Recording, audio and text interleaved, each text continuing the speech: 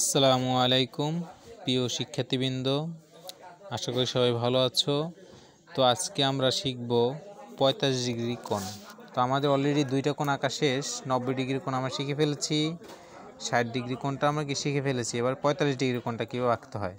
তো 45 ডিগ্রি কোণ আঁকার আগে আমরা আগের ভিডিওর মতোই আগে একটা রশ্মি নিব। তো রশ্মি নেওয়ার আগে আমি বলতেছি, যারা আমার চ্যানেলটি এখনও সাবস্ক্রাইব করো নাই, সাথে সাথে সাবস্ক্রাইব করে দিবা, পাশে থাকা বেল আইকনটি অন করে দিবা, যাতে করে পরবর্তী ভিডিওগুলো তোমরা সাথে সাথে পেতে পারো। তো এবার আমরা একটি রশ্মি নিব। তো আগের ভিডিওগুলোর মতোই আমি ভিডিওটি পোস্ট করে একটি রশ্মি নিতেছি।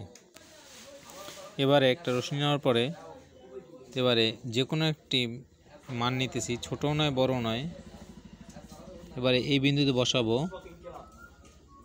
বসানোর পরে আমরা এই অনুযায়ী একটা 45 ডিগ্রি কোণের জন্য প্রথমে কী করবো, আগে 90 ডিগ্রি কোণ আঁকতে হবে। এই যেই প্রথম ধাপের পরে এবার দ্বিতীয় ধাপ আসি। এই দ্বিতীয় ধাপ, এই তৃতীয় ধাপে দুইটা দাগ কাটতে হয়, অলরেডি আমরা জানি।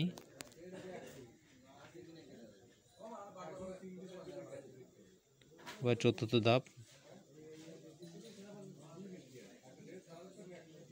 আবার আমরা এইটা বিন্দুটা যোগ করি, দুইটা বিন্দু।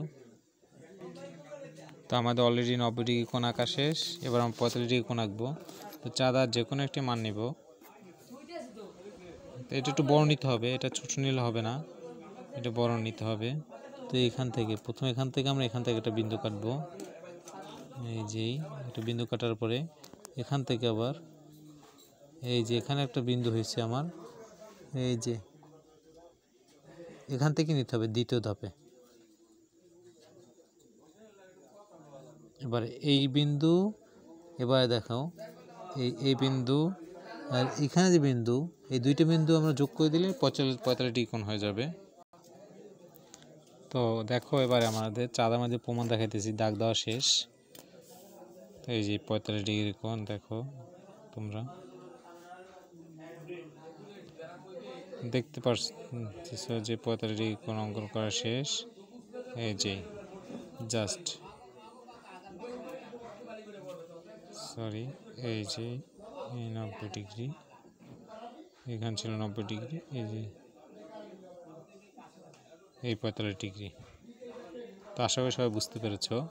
তো এবার আমরা লিখে দিই, এটা অর্ধেক আর কি। এখানে 45 ডিগ্রি, 45 ডিগ্রি, এখানে আছে 45 ডিগ্রি, দুইটা মিলে 90 ডিগ্রি। তো কত ডিগ্রি কোণ আঁকা শিখলাম?